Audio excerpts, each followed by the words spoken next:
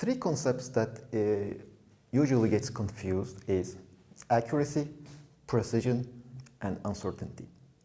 Precision, let's start with precision.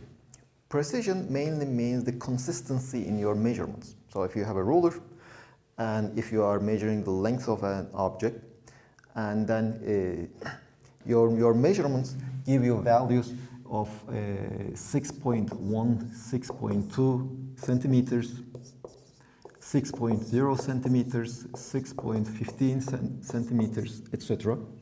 Then your precision, your results are precise up to 0.1 centimeter or 0.2 centimeters or 2 millimeters. This is your precision.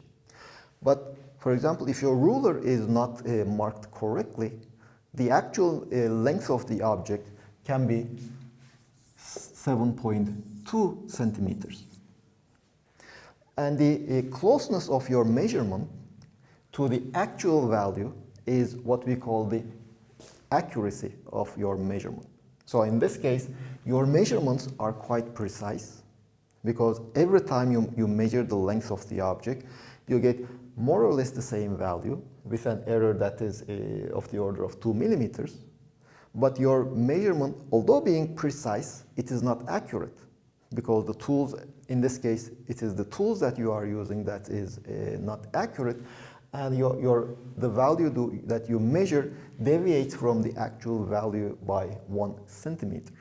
So the error bars, the percent error due to precision is of the order of 1 millimeter, 1%, but the percent error due to the inaccuracy of your measurement will be something around 10%.